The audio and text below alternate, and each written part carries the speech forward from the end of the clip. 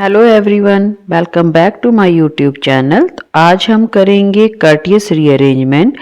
जो Curtius rearrangement है वो एक थर्मल और फोटोकेमिकल रीअरेंजमेंट है। ठीक है, इसमें जो एसाइल एजाइड होता है वो चेंज हो जाता है आइसोसाइनेट में। Okay, in the presence of heating और light by just releasing the nitrogen gas, है ना। एंड जो कंडीशन है वो है कि सॉल्वेंट यहाँ पे जो हम लेंगे वो इनर्ट सॉल्वेंट होगा, मतलब कि वो किसी भी चीज़ से यहाँ पे रिएक्ट ना कर सके। फॉर एग्जांपल, ना ही वो एसाइल एजाइड से रिएक्ट कर सके, ना ही वो एल्काइल आइसोसाइनेट से रिएक्ट कर सके।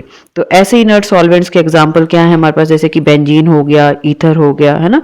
इनकी प्रेजेंस में ही ये वाली रिएक्शन जो है होती है। फॉर एग्जाम्पल, अगर मैं इनर्ट सॉल्वेंट ना लेके कोई दूसरे और सॉल्वेंट लेती हूँ, जैसे कि मैं वाटर ले लिया, अल्कोहल ले ली या कोई एमीन ले ली, तो वो क्या करते हैं, वो इस आइसोसाइनाइड के साथ जो है वो रिएक्ट कर लेते हैं और फर्दर हमें जो है उसके कॉरस्पॉन्डिंग प्रोडक्ट देते हैं। जैसे कि अगर वाटर से मैं रिएक्ट करवाऊंगी आइसोसाइनेट को तो मुझे एमीन मिलेगी। अगर मैं आइसोसाइनेट को अल्कोहल से रिएक्ट करवाऊंगी तो मुझे यूरेथीन मिलेगा। अगर मैं एमीन को करवाऊंगी रिएक्ट यहाँ पे तो मुझे यूरिया के डेरिवेटिव्स मिलेंगे। ठीक है, वो हम आगे देखेंगे कि कैसे किस तरह से प्रोडक्ट हमें मिलते हैं। ओके, बट ये जो आपकी कर्टियस रीअरेंजमेंट है, इसमें जो ये आइसोसाइनेट बन रहा है ये फर्दर हमें रिएक्ट नहीं करेगा। क्योंकि हमने जो ये रिएक्शन करवानी है वो किस में करवानी है, इनर्ट सॉल्वेंट में करानी है, तो इसको इजीली यहाँ पे हम आइसोलेट कर सकते हैं। क्लियर। तो बात आती है नेक्स्ट की, जो हमारा ये एसाइल एजाइड जो हम यहाँ पे एज ए रिएक्टेंट यूज कर रहे हैं उसको कैसे बनाना है। उसको भी तो बनाना पड़ेगा ना, उसकी भी सिंथेसिस करनी पड़ेगी। तो वो कैसे कैसे बनता है, वो हमारे पास डिफरेंट मेथड है। तो हम फर्स्ट मेथड देख रहे हैं जिसमें कि एसाइल क्लोराइड से बनाते हैं हम एसाइल एजाइड। कैसे, ये एसाइल क्लोराइड है, इसकी रिएक्शन करवा देते हैं हम सोडियम एजाइड के साथ। सोडियम एजाइड की जब हम रिएक्शन करवाते हैं तो क्या होता है कि देखिए, ये जो हमारा नाइट्रोजन है यहाँ पे इसके पास लोन पेयर्स हैं, तो ये लोन पेयर जो है वो कार्बन के ऊपर अटैक करते हैं, क्योंकि ये है आपकी, इसके ऊपर होता है डेल्टा पॉजिटिव और यहाँ पे होता है डेल्टा नेगेटिव चार्ज।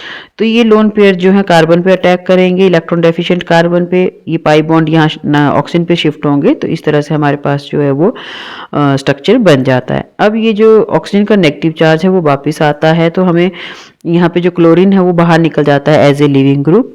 तो क्या बन गया हमारे पास, RC+O N3, है ना। एसाइल एजाइड की फॉर्मेशन जो है यहाँ पे हमारे पास हो जाती है। ओके, तो नेक्स्ट जो मेथड था वो है फ्रॉम एसिड एंड इथाइल क्लोरोफॉर्मेट। ये हमारे पास कार्बोक्सिलिक एसिड है, इसकी रिएक्शन हमने करवा दी इथाइल क्लोरोफॉर्मेट के साथ, तो यहाँ से HCl ग्रुप जो है वो रिमूव हो जाएगा और ये वाले ग्रुप्स जो है वो आपस में ज्वाइन कर जाएंगे। ठीक है, तो ये जो ग्रुप है ये आपका एनहाइड्राइड ग्रुप है और दोनों तरफ जो है आपके डिफरेंट ग्रुप्स प्रेजेंट है, तो इसको हमने मिक्स्ड एनहाइड्राइड का नाम दे दिया। जब इस मिक्स्ड एनहाइड्राइड को हम NaN3 के साथ सोडियम एजाइड के साथ जो है रिएक्ट करवाते हैं, तो हमारे पास जो है ये N3 वो इस इलेक्ट्रॉन डेफिशिएंट कार्बोनाइल कार्बन पे अटैक कर देती है, तो ये बन जाएगा एसाइल एजाइड। और जो आपका यहाँ से Na पॉजिटिव निकला है वो इस नेगेटिव वाले पार्ट के साथ जुड़ जाएगा। ठीक है, नेक्स्ट मेथड था फ्रॉम एस्टर्स। यहाँ पे हमने एक एस्टर ले लिया है, उसकी जो है वो रिएक्शन हम सबसे पहले स्टेप में करवाते हैं हाइड्रोजन के साथ। हाइड्रोजन के साथ रिएक्शन करवाने पे यहाँ से इथेनॉल जो है वो बाहर निकल जाता है। इथेनॉल जब बाहर निकल गया तो एसाइल हाइड्रोजाइड की फॉर्मेशन हमारे पास हो जाती है। अब ये एसाइल हाइड्रोजाइड जो है इसकी रिएक्शन करवाएंगे HNO2 और एसिड के साथ। H2SO4 होता है जनरली, तो यहाँ से हमें जो है इन दोनों के रिएक्शन से हमें इलेक्ट्रोफाइल मिलता है NO। ठीक है, ये जो NO इलेक्ट्रोफाइल है ये अब यहाँ पे N के साथ N के ऊपर इसका रिएक्शन होता है, क्योंकि ये हमारे पास यहाँ लोन पेयर्स है ना, तो ये लोन पेयर जो है वो इस N के पास जाएंगे और ये जो ट्रिपल बॉन्ड होगा यहाँ पे ऑक्सीजन के और नाइट्रोजन के बीच का, ये एक बॉन्ड यहाँ शिफ्ट होगा ताकि ऑक्सीजन का जो पॉजिटिव चार्ज है वो कंप्लीटली खत्म हो जाए। पर होगा क्या, जब इसने यहाँ पे अटैक कर दिया तो अब नाइट्रोजन का जो ये वाले नाइट्रोजन है उसके ऊपर क्या आ जाता है, पॉजिटिव चार्ज आ जाता है। ठीक है, तो ये हमारे पास ये बन गया RC+O NH और ये वाला NH2 जो है इसके 2 H ये हैं और इसके साथ क्या लग गया N+O। ठीक है, नाइट्रेशन टाइप के यहाँ पे नाइट्रो ग्रुप लग जाता है ना, NO ग्रुप लग जाता है, सॉरी। ठीक है, तो अब होना क्या है, यहाँ पे जो नाइट्रोजन के ऊपर जो है वो पॉजिटिव चार्ज है, इस पॉजिटिव चार्ज को बैलेंस करने के लिए यहाँ से प्रोटॉन ट्रांसफर होता है। ऑक्सीजन के पास अपने यहाँ पे लोन पेयर्स हैं प्रेजेंट इस यहाँ पे, तो ये जो H होता है वो वहाँ पे चला जाएगा और ये वाला नाइट्रोजन जो है आपका वो न्यूट्रल हो जाएगा। बट ऑक्सीजन के ऊपर फिर क्या आ जाएगा, पॉजिटिव चार्ज, एक्स्ट्रा बॉन्ड बन गया है ना। तो अब जब यहाँ पे ऑक्सीजन के ऊपर पॉजिटिव चार्ज आ गया है तो क्या होगा फिर, अब देखिए यहाँ पे हमारे पास जो है ये नाइट्रोजन के पास एक H है, अगर यहाँ से H पॉजिटिव बाहर निकलता है माइनस H पॉजिटिव, तो क्या होगा कि ये इधर शिफ्ट होगा, तो ये वाला बॉन्ड जो है वो यहाँ शिफ्ट कर जाएगा। क्लियर है। उससे क्या बना फिर हमारे पास R C double bond O N H N double bond N और ये OH। अब OH जो है वो यहाँ पे बाहर निकलता है, ठीक है, माइनस, क्योंकि देखो पहले भी H भी निकला हुआ है और ये OH भी निकल जाएगा, तो वो दोनों आपस में मिलके वाटर की फॉर्मेशन करते हैं, तो वो दोनों निकल जाएंगे यहाँ से। फिर हमारे पास क्या बनता है यहाँ पे R C double bond O N H, ठीक है, और N ये वाला और डबल बॉन्ड N। अब इसने अपना एक दोनों जो इलेक्ट्रॉन थे वो OH नेगेटिव लेके गया है ना, तो इसलिए इसके ऊपर क्या आ जाता है, पॉजिटिव चार्ज आ जाता है। ओके, इसके बाद जो ये नाइट्रोजन है इसके पास अभी भी तो लोन पेयर्स प्रेजेंट हैं, ये वाले लोन पेयर्स, ये इस नाइट्रोजन को दे देगा, यहाँ पे ट्रिपल बॉन्ड की फॉर्मेशन हो जाएगी इस तरह से, बट इसके ऊपर पॉजिटिव चार्ज आएगा, इस वाली का पॉजिटिव चार्ज खत्म हो गया। और अब अगर हम देखें यहाँ पे तो पॉसिबिलिटी है कि ये H भी बाहर निकल जाए, H पॉजिटिव, उससे होगा क्या कि यहाँ पे आपके पास डबल बॉन्ड की फॉर्मेशन हो जाएगी और आपका जो एसाइल एजाइड है वो फॉर्म हो जाएगा। ठीक है, तो इस तरह से हम एस्टर से भी एसाइल एजाइड की फॉर्मेशन करवा सकते हैं। 3 मेथड जो है हमने यहाँ पे देख लिए। नेक्स्ट है मैकेनिज्म। तो मैकेनिज्म में हम इसमें 2 स्टेप है मेनली। होता क्या है कि पहला था फॉर्मेशन ऑफ आइसोसाइनेट, जो कि इसका मेन प्रोडक्ट भी है कर्टियस रीअरेंजमेंट का, वही है। और दूसरे स्टेप में हम क्या करते हैं, उसके जो आइसोसाइनेट बना होता है उस पर डिफरेंट न्यूक्लियोफाइल की अटैक करवा देते हैं अकॉर्डिंग कि हमें क्या प्रोडक्ट चाहिए। ओके, तो मेन मैकेनिज्म इसका यही है कर्टियस रिएक्शन का, कि जो आपका एसाइल एजाइड है उसको हमने इस तरह से लिखा है ओपन में, N3 को ओपन करके लिखा है, RC double bond O, N को हम ऐसे लिखा है N double bond N double bond N। तो इसकी वजह से जो सेंटर वाला नाइट्रोजन है उसके ऊपर है पॉजिटिव चार्ज, और क्योंकि इसके 4 बॉन्ड बन रहे हैं ना, और ये जो आपकी नाइट्रोजन है इसके 2 ही बॉन्ड, तो ये आपका नेगेटिव। ठीक है, इसके पास इलेक्ट्रॉन्स हैं अलग से। तो अब होगा क्या कि ये वाला नेगेटिव चार्ज यहाँ पे शिफ्ट होता है, ये वाला नाइट्रोजन शिफ्ट यहाँ पे होगा। रेजोनेटिंग स्ट्रक्चर है इसका ये एक तरह से। तो ये क्या बन गया, अब जो है ये वाला यहाँ पे गया तो इसके 2 ही बॉन्ड रह गए, तो इसके ऊपर नेगेटिव चार्ज आ जाएगा। और ये जब यहाँ शिफ्ट किया तो ये इसके फिर भी 4 बॉन्ड है, 3 यहाँ पे 1 यहाँ पे, तो पॉजिटिव चार्ज। लेकिन ये वाली नाइट्रोजन जो है वो न्यूट्रल हो चुकी है। अब अगर मैं यहाँ से देखिए बात फिर से वही आ गई जो हमने हॉफमैन ब्रोमाइड डिग्रेडेशन में देखी थी, कि अभी जो ये हमारे पास नाइट्रोजन है इसके पास जो है वो 6 इलेक्ट्रॉन्स हैं। नाइट्रोजन का जो आउटर मोस्ट शेल है 1 2 3 4 5 एंड 6। ठीक है, लेकिन नाइट्रोजन के पास होने चाहिए 5। तो नाइट्रोजन क्या करता है, अपना इन 6 इलेक्ट्रॉन में से ये 1 इलेक्ट्रॉन जो है वो इसी को दे देता है। क्यों? क्योंकि इसको अभी चाहिए, इसके पास कमी है, तो ये दोनों इलेक्ट्रॉन जो है इसको दे देगा और N2 की फॉर्म में बाहर निकाल देगा। ठीक है, ये दोनों इस वाले बॉन्ड के बाहर निकल के दोनों। उसकी वजह से हुआ क्या कि अब जो ये नाइट्रीन यहाँ पे बना है, तो नाइट्रोजन के आपके ये अपने जो उसका आउटर मोस्ट शेल है उसमें 5 इलेक्ट्रॉन्स हैं। ठीक है, लेकिन अगर मैं पूरा यहाँ पे कंपाउंड देखूं, नाइट्रेन देखूं, तो उसमें क्या है, नाइट्रोजन के हैं अब 6 इलेक्ट्रॉन। जो उसका आउटर मोस्ट शेल है या ऑक्टेट यहाँ पे जो है नाइट्रोजन का कंप्लीट नहीं हुआ है after forming the bond with carbonyl compound. ठीक है, तो कितने हो रहे हैं फिर भी 1 2 3 4 5 6। तो नाइट्रोजन के पास जो है वो सिर्फ 6 इलेक्ट्रॉन है, तो ये अनस्टेबल होगी स्पीसीज। तो ये क्या करती है, नाइट्रोजन अपने आप को स्टेबल करने के लिए, ये वाला कंपाउंड जो है वो अपने आप को स्टेबल करने के लिए किसी तरह से कि उसका ऑक्टेट जो है वो कंप्लीट हो जाए, तो यहाँ पे क्या होती है, रीअरेंजमेंट होती है। कैसे होती है रीअरेंजमेंट, जो आपका अब ये देखो इलेक्ट्रॉन डेफिशिएंट है नाइट्रोजन 6 इलेक्ट्रॉन, ये जो है कार्बन से 2 इलेक्ट्रॉन्स ले लेती है, दोनों इलेक्ट्रॉन्स। ठीक है, यहाँ से दोनों इलेक्ट्रॉन्स आते हैं ये। तो जो नाइट्रोजन है इलेक्ट्रॉन डेफिशिएंट, वो R से जो अल्काइल ग्रुप है उसके दोनों इलेक्ट्रॉन लेके यहाँ पे बॉन्ड की फॉर्मेशन कराती है। ओके, तो उसके वजह से क्या होगा कि जो आपका ये लोन पेयर है ये यहाँ पे शिफ्ट हो जाएगा। तो फॉर्मेशन किसकी होगी आपकी? एल्काइल आइसोसाइनेट की। किसकी फॉर्मेशन हो रही है? Alkyl isocyanate. और ये जो यहाँ पे रीअरेंजमेंट हुई ये क्या है आपकी? 1 to एल्काइल शिफ्ट, है ना? 1 to एल्काइल शिफ्ट। 1 ये है, 2 ये है, तो 1 से सेकंड पे गया तो ये 1 to एल्काइल शिफ्ट हुई। ठीक है। अब जो यहाँ पे आइसोसाइनेट बना है वो हमें पता है कि स्टेबल है। क्यों? क्योंकि यहाँ पे हर एक एटम के ऑक्टेट कंप्लीट हैं। इसका लोन पेयर था। ठीक है, चलिए काउंट करते हैं। जो नाइट्रोजन के यहाँ पे 6 इलेक्ट्रॉन थे, अब यहाँ पे कितने हो गए हैं? 1 2 3 4 5 6 7 8। Octet is complete. ठीक है, तो इसीलिए यहाँ पे जो इसकी ड्राइविंग फोर्स भी है वो भी यही है कि जो इलेक्ट्रॉन डेफिशिएंट नाइट्रोजन है वो आपकी न्यूट्रल जो आपका ऑक्टेट कंप्लीट वाला जो आइसोसाइनेट है उसमें कन्वर्ट होता है। ठीक है, अनस्टेबल से स्टेबल स्पीसीज बनती है। तो ये मेन प्रोडक्ट है आपका कर्टियस रीअरेंजमेंट का। उसके बाद मैंने बोला कि ये रिएक्शन होगी आपकी इनर्ट सॉल्वेंट्स में, तब तो आपको यही मिलेगा। लेकिन आप अगर इनर्ट सॉल्वेंट ना लेके कोई और सॉल्वेंट्स लेते हो या फिर कोई और न्यूक्लियोफाइल लेते हो तो आइसोसाइनेट जो है वो फर्दर रिएक्ट कर लेता है और उसी के अकॉर्डिंग जो है वो प्रोडक्ट बनाता है। फॉर एग्जांपल अगर मैं यहाँ पे वाटर का लेती हूँ, ये हम ऑलरेडी हॉफमैन ब्रोमाइड डिग्रेडेशन में भी पढ़ चुके हैं, पर फिर से देख लेते हैं। वाटर जो है यहाँ पे एज ए न्यूक्लियोफाइल अटैक करेगा और ये जो कार्बन है हमारी वो इलेक्ट्रॉन डेफिशिएंट है, तो ये ऑक्सीजन के लोन पेयर यहाँ पे अटैक करेंगे और ये वाला बॉन्ड यहाँ शिफ्ट हो जाएगा। तो जिसकी वजह से क्या होगा कि RN डबल बॉन्ड C, और ये वाला C के साथ अब क्या लग गया? वाटर लग गया और इस ऑक्सीजन पे क्या आ गया? नेगेटिव चार्ज आ गया। फिर ये नेगेटिव चार्ज वापस आएगा, तो उसकी वजह से जो नाइट्रोजन और कार्बन के बीच का डबल बॉन्ड है उसका एक पाई बॉन्ड वो नाइट्रोजन पे शिफ्ट हो जाएगा। अब क्या हुआ कि नाइट्रोजन के ऊपर आएगा नेगेटिव चार्ज। जैसे ही यहाँ पे नेगेटिव चार्ज आता है तो जो वाटर का एक H है, क्योंकि यहाँ पे ऑक्सीजन के ऊपर भी अभी पॉजिटिव है, तो अगर यहाँ से एक H पॉजिटिव जाता है तो यह भी न्यूट्रल हो जाएगा ऑक्सीजन। ठीक है, तो ये यहाँ पे प्रोटॉन शिफ्ट होती है, प्रोटॉन शिफ्ट या ट्रांसफर। ठीक है, प्रोटॉन ट्रांसफर हुआ तो अब क्या है कि आपके पास बन गया ये वाला।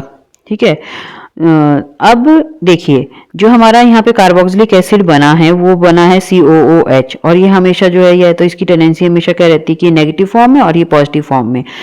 तो नेगेटिव चार्ज जो है वो आपका यहाँ शिफ्ट होगा, जैसे कि हमने यहाँ पे बॉन्ड की हेल्प से दिखाया है कि ये वाले जो इसके जो इलेक्ट्रॉन्स हैं दोनों वो यहाँ शिफ्ट हो जाते हैं। तो अगले जो बॉन्ड होगा वो फर्दर किस पे शिफ्ट होगा? नाइट्रोजन पे। तो जैसे ही ये वाला बॉन्ड नाइट्रोजन पे शिफ्ट होगा, नाइट्रोजन पे आएगा नेगेटिव चार्ज। उस नेगेटिव चार्ज के पास ये वाला H पॉजिटिव जो है वो माइग्रेट कर जाएगा। तो इससे आपके पास बन जाती है RNH2 और ये जो CO2 यहाँ से रिलीज हो जाती है। ठीक है, तो ये प्राइमरी एमीन की फॉर्मेशन होती है कर्टियस रीअरेंजमेंट में भी, अगर हम जो सॉल्वेंट है वो लेते हैं वाटर। क्लियर है? तो जब हम अल्कोहल का अटैक करवाते हैं आइसोसाइनेट पे तो देखिए क्या बनता है हमारे पास? यूरेथेन। ये हम ऑलरेडी हॉफमैन डिग्रेडेशन में पढ़ चुके हैं कि अल्कोहल और आइसोसाइनेट कैसे रिएक्ट करते हैं और कैसे यूरेथेन बनाते हैं। ठीक है, उसके बाद तो आप वो वाली वीडियो जो है वो देख सकते हो हॉफमैन डिग्रेडेशन वाली। ठीक है, उसके बाद अगर हम यूरेथेन की फर्दर हाइड्रोलिसिस कराते हैं तो वहाँ से कार्बन डाइऑक्साइड निकलती है और प्राइमरी एमीन में वो कन्वर्ट हो जाता है। तो होता कैसे है कि हाइड्रोलिसिस पे क्या होगा कि जो ये यूरेथेन का यहाँ पे एस्टर ग्रुप है ये टूट जाता है और एसिड और अल्कोहल बना देगा। जब एसिड बन जाएगा तो जैसा हमने यहाँ पे अमीन के केस में देखा था कि आपका ये वाला बॉन्ड जो है इधर शिफ्ट होगा, ये आपका इधर शिफ्ट होगा, तो H आपके वापस जो है वो N के पास आएगा, तो वहां से CO2 गैस जो है वो रिलीज हो जाती है, डिकार्बोक्सिलेशन हो जाती है। तो फर्दर आपका जो फाइनल प्रोडक्ट बनता है वो एमीन बनती है। नेक्स्ट जो है हमारे पास वो है कि अगर एक RNH2 के साथ रिएक्शन होती है तो क्या होगा? ये जो N है ना, इस ये RNH2 जो है इसको आप ऐसे ब्रेक करोगे, RNH, ये आपका बन गया negative part plus H positive, है ना। तो आपने इसको सिंपली कैसे याद रखना है, जो हमने हॉफमैन डिग्रेडेशन में किया था कि किस तरह से आइसोसाइनेट पे एडिशन होती है। तो एडिशन ऐसे है कि जो आपका ये नेगेटिव पार्ट है ये जाएगा कार्बन के पास, ये जो पॉजिटिव पार्ट है ये जाएगा नाइट्रोजन के पास। तो देखिए ऐसे ही हुआ है कि ये जो नेगेटिव पार्ट RNH था वो आपका गया कार्बन के पास यहाँ पे, और ये जो H है वो गया नाइट्रोजन के पास। ओके, तो इस तरह से जो है हमारी एडिशन हो जाती है। नेक्स्ट अगर मैं देखूं कि ये सेकेंडरी एमीन, ये तो प्राइमरी एमीन थी, अगर मैंने सेकेंडरी एमीन ली तो इसमें से भी जो H ये कैसे टूटेगा, R N R dash negative, ठीक है, प्लस H पॉजिटिव। तो H पॉजिटिव जाएगा नाइट्रोजन के पास और जो आपका N आर आर नेगेटिव है वो किसके पास जाएगा, कार्बन के पास, ठीक है। तो ये देखिए इस तरह से बना ये H और कार्बन के साथ क्या लगा, N R R dash. Similarly अगर मैं एसिड डालती हूँ यहाँ पे तो क्या होगा, ये नेगेटिव और ये पॉजिटिव, तो H गया आपका N के पास, है ना, और ये जो नेगेटिव पार्ट है ये गया इस कार्बन के पास, तो तभी बना C double bond O, O C double bond O R dash, ठीक है। तो जो भी हम यहाँ पे न्यूक्लियोफाइल लेंगे या जो भी सॉल्वेंट ले रहे हैं उसके अकॉर्डिंग जो है हमारा प्रोडक्ट बनता है। कर्टियस रिएक्शन जो है वो आइसोसाइनेट तक ही है, वो आपकी कर्टियस रीअरेंजमेंट होके जो आपका एजाइड था वो उसने आइसोसाइनेट बना दिया, आप उसको आइसोलेट करो, उसके बाद आप अपने अकॉर्डिंगली जो है वो प्रोडक्ट बना सकते हो बाय टेकिंग अकॉर्डिंगली जो आपके रिएजेंट्स हैं उनसे, ठीक है। अगर इनर्ट होगा तो आपका आइसोसाइनेट ही मिलेगा, ओके। नेक्स्ट जो इसके फीचर्स क्या क्या हैं इस रिएक्शन के, तो ये जो रिएक्शन है ये आपकी इंट्रामॉलिक्यूलर है नेचर में, मतलब कि विद इन मॉलिक्यूल ही ये रीअरेंजमेंट होती है। तो ये चीज़ प्रूफ कैसे होती है, ये प्रूफ करने के लिए हमारे पास जो है वो क्रॉस ओवर एक्सपेरिमेंट होता है। तो क्रॉस ओवर एक्सपेरिमेंट के लिए हम दो डिफरेंट जो है यहाँ हमने एसाइल एजाइड ले लिए हैं। यहाँ पे R ग्रुप को हमने CH3 से लिखा है और यहाँ पे R ग्रुप को हमने फिनाइल से लिखा है, ठीक है। तो होगा क्या कि जब भी हम इस रिएक्शन को कराएंगे तो हमारे पास दो प्रोडक्ट बनेंगे, है ना। अगर सिंपल यही होता हमारे पास तो क्या बनना था, हमने क्या करना है, कुछ भी नहीं करना है, सिंपल इसका ट्रिक क्या है कि CO को निकालो और वहाँ पे NH2 लगा दो, जो N3 है उसको NH2 बना दो, ठीक है। ये सिंपल सा ट्रिक है इसका, जैसे कि हॉफमैन ब्रोमाइड में हम इसको निकालते थे और दोनों को आपस में जोड़ लेते थे, पर यहाँ पे क्या है कि ये कार्बन आयन निकालो और N3 को NH2 बना दो। तो इसका बनेगा हमारे पास CH3 NH2, इसका बनेगा PH NH2, ओके। और साथ में देखिए ये हमने इसका मेथड देखा है कि आइसोसाइनेट्स बनेंगे दोनों से, फिर वहां से वाटर के साथ आप करवा के देख लीजिए, ओके। मान लो कि आपने इनको कुछ अगर यहाँ पे ये सेम मॉलिक्यूल्स मिल रहे हैं तो इंट्रामॉलिक्यूलर नेचर की, अगर कुछ क्रॉस प्रोडक्ट यहाँ पे बन रहा होता कि इसका माइग्रेटरी ग्रुप वहाँ पे चला जाता, उसका माइग्रेटरी ग्रुप इधर चला जाता, तो वो फिर हमारे पास हम बोलते कि ये रिएक्शन जो है वो इंटरमॉलिक्यूलर है रेदर देन इंट्रामॉलिक्यूलर, ठीक है। बट हमें ये दो ही प्रोडक्ट मिलते हैं तो ये हमें बताता है कि जो रिएक्शन है वो इंट्रामॉलिक्यूलर है। नेक्स्ट इसका फीचर है वो है रिटेंशन ऑफ कॉन्फ़िगरेशन, मतलब कि जो आपका माइग्रेटरी ग्रुप यहाँ पे आपने माइग्रेट किया है, फॉर एग्जांपल जैसे ये ले लिया हमने, माइग्रेटरी ग्रुप कायरल होना चाहिए, पहली कंडीशन है, तभी आपकी रिटेंशन वाला फीचर देखने को मिलता है ना। ये है हमारा माइग्रेटरी ग्रुप, ठीक है, और ये क्या है, कायरल है नेचर में, ऑप्टिकली एक्टिव है, ठीक है। तो ये क्या बना रहा है इसमें, ये है आपका नंबरिंग करके देख लीजिए, ये R ग्रुप है 1 2 3 4, तो ये इस तरह से R जा रहा है ना, और H आपका नीचे वर्टिकल लाइन पे ये, तो ये R है। जब ये हीटिंग करने पे इसने माइग्रेट करके जो है वो एमीन बनाई है, तब भी आपका जो यहाँ पे कॉन्फ़िगरेशन आती है इस पर्टिकुलर कार्बन की, वो आपकी R ही आती है, ओके। तो रिटेंशन ऑफ कॉन्फ़िगरेशन जो है हमें यहाँ पे देखने को मिलती है, क्लियर है। नेक्स्ट इसकी जो ड्राइविंग फोर्स है, ड्राइविंग फोर्स क्या है पहले ही बता चुकी हूँ जब हमने मैकेनिज्म किया था कि अनस्टेबल नाइट्रीन जो है वो कन्वर्ट होती है स्टेबल आइसोसाइनेट स्पीसीज में, ठीक है। फोर्थ पॉइंट है कि जो हॉफमैन हमने करी थी और कर्टियस रीअरेंजमेंट जो है उन दोनों में क्या डिफरेंस है, दोनों में तो देखो एमीन बन रही है ना, पर क्या डिफरेंस है उन दोनों में, उन दोनों में यही डिफरेंस है कि हॉफमैन में हम आइसोसाइनेट को आइसोलेट नहीं कर सकते हैं, अगर हमें वहां पे भी आइसोसाइनेट को आइसोलेट करना है तो हमें वहां पे एनहाइड्रस कंडीशंस लेनी है, लेकिन फिर भी वहां पे देखिए हम बेस यूज करते हैं, तो बेस जो है वो एक न्यूक्लियोफाइल की तरह एक्ट करेगा, और वो न्यूक्लियोफाइल बेस मतलब कि OH नेगेटिव, वो न्यूक्लियोफाइल क्या करेगा फिर हमारे कार्बोनाइल पे अटैक कर देगा। जैसे ही वो यहाँ पे अटैक करेगा तो यहाँ पे बन जाएगा एसिड ग्रुप और ये आपका नाइट्रोजन के ऊपर आएगा नेगेटिव चार्ज, ठीक है। और नेगेटिव चार्ज आने पर जो है फिर आपका कार्बन डाइऑक्साइड जब यहाँ से आप निकालोगे तो जो OH नेगेटिव अकेला तो नहीं होगा ना बेस, इसका काउंटर आयन होगा, तो वो यहाँ पे जाके कहीं लग जाएगा, समझ गए।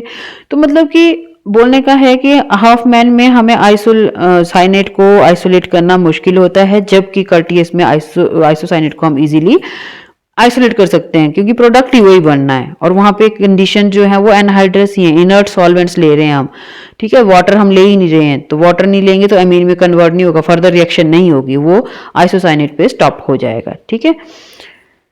नेक्स्ट आता है कि इस रिएक्शन की एप्लीकेशंस क्या है। तो फर्स्ट एप्लीकेशन तो यही है कि इससे हम प्राइमरी एमीन्स बना सकते हैं जो कि सेकेंडरी और टर्शियरी एमीन से फ्री होंगी, है ना। और यहाँ पे हमें ज़्यादा कुछ ज़रूरत नहीं होती है, बस अगर आप किसी तरह से एजाइड बना लो, है ना, तो एजाइड, एसाइल एजाइड अगर आपका बन गया किसी तरह से, तो आप फर्दर जो है वो एमीन बना सकते हो, है ना।